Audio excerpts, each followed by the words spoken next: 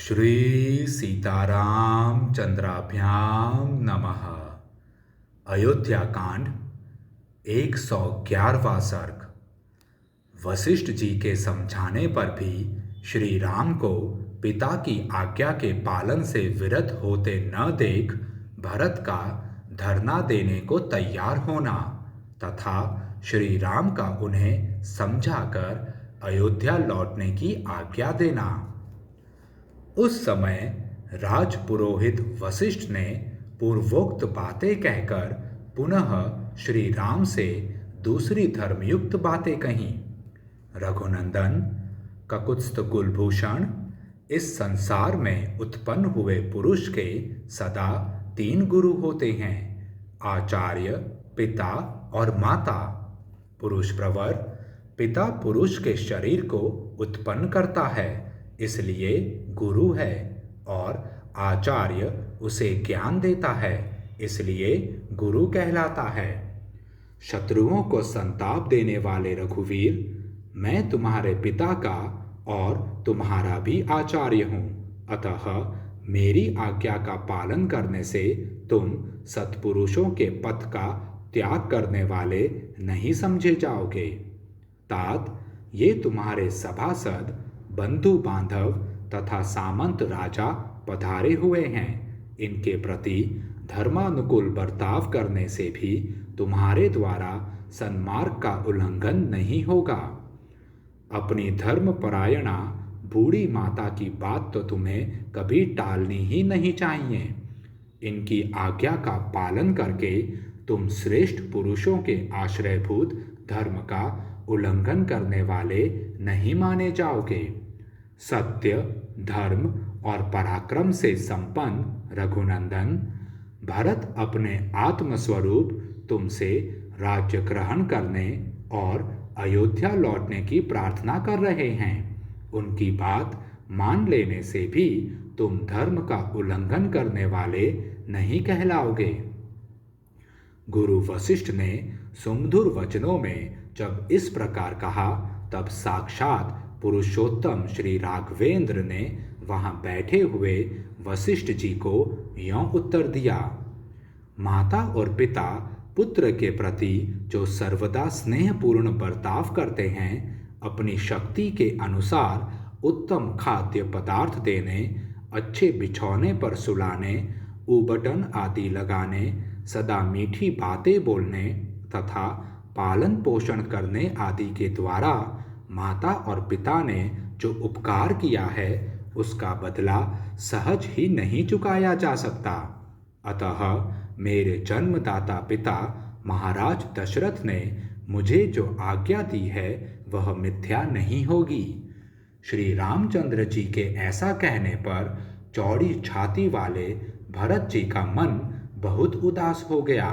वे पास ही बैठे हुए सूत सुमंत्र से बोले, सारथे, आप इस वेदी पर शीघ्र ही बहुत से कुश बिछा दीजिए। जब तक आर्य मुझ पर प्रसन्न नहीं होंगे, तब तक मैं यहीं इनके पास धरना दूंगा।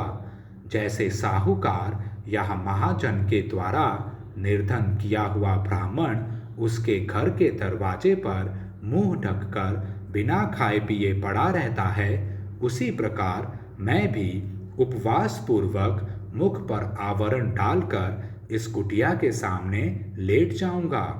जब तक मेरी बात मानकर ये अयोध्या को नहीं लौटेंगे, तब तक मैं इसी तरह पड़ा रहूंगा। यह सुनकर सुमंत्र श्री रामचंद्र जी का मुंह ताकने लगे। उन्हें इस अवस्था में देख भरत के मन में बड़ा दुख हुआ और वे स्वयं ही कुश की चटाई बिछाकर जमीन पर बैठ गए। तब महातेजस्वी राजर्षि शिरोमणि श्री राम ने उनसे कहा, तात भरत, मैं तुम्हारी क्या बुराई करता हूँ जो मेरे आगे धरना दोगे। ब्राह्मण एक करवट से सोकर धरना देकर मनुष्यों को अन्याय से रोक सकता है, परंतु राज तिलक ग्रहण करने वाले क्षत्रियों के लिए इस प्रकार धरना देने का विधान नहीं है। अतः नरश्रेष्ठ रघुनंदन, इस कठोर व्रत का परित्याग करके उठो और यहाँ से शीघ्र ही अयोध्यापुरी को जाओ। यह सुनकर भरत वहां बैठे बैठे ही सब और दृष्टि डालकर नगर और जनपद के लोगों से बोले, आप लोग भैया को क्यों नहीं समझाते हैं? तब नगर और जनपद के लोग महात्मा भरत से बोले, हम जानते हैं काकुत्स श्री रामचंद्र जी के प्रति आप रघुकुल तिलक भरत जी ठीक ही कहते हैं, परंतु ये महाभाग श्री रामचंद्र जी भी पिता की आज्ञा के पालन में लगे हैं, इसलिए यह भी ठीक ही है। अतएव हम इन्हें सहसा उस ओर से लौटाने में असमर्थ हैं। उन पूर्ववासियों के वचन का तात्पर्य समझकर श्री राम ने भरत से कहा, भरत, धर्म पर दृष्टि रखने वाले सुहृदों के इस कथन को सुनो और समझो। रघुनंदन, मेरी और इनकी दोनों बातों को सुनकर उन पर सम्यक रूप से विचार करो। महाबाहो, अब शीघ्र उठो तथा मेरा और जल का स्पर्श करो। यह सुनकर भरत उठकर खड़े हो गए और श्री राम एवं जल का स्पर्श करके बोले, मेरे सभासद और मंत्री सब लोग सुने, न तो मैंने पिताजी से राज्य मांगा था और न माता से ही कभी इसके लिए कुछ कहा था। साथ ही परम धर्मज्ञ श्री रामचंद्र जी के वनवास में भी मेरी कोई सम्मति नहीं है।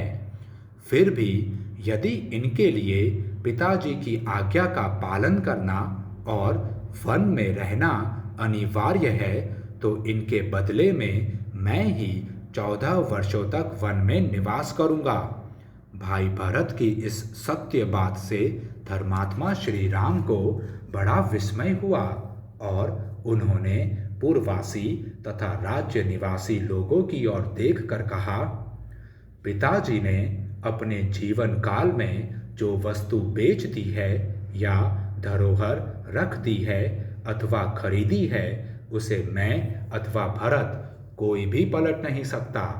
मुझे वनवास के लिए किसी को प्रतिनिधि नहीं बनाना चाहिए, क्योंकि सामर्थ्य रहते हुए प्रतिनिधि से काम लेना लोक में निंदित है। कैकेयी ने उचित मांग ही प्रस्तुत की थी और मेरे पिताजी ने उसे देकर पुण्य कर्म ही किया था। मैं जानता हूँ भरत बड़े क्षमाशील और गुरुजनों का सत्कार करने वाले हैं। इन सत्य प्रतिज्ञ महात्मा में सभी कल्याणकारी गुण मौजूद हैं। 14 वर्षों की अवधि पूरी करके जब मैं वन से लौटूंगा, तब अपने इन धर्मशील भाई के साथ इस भूमंडल का श्रेष्ठ राजा होऊंगा।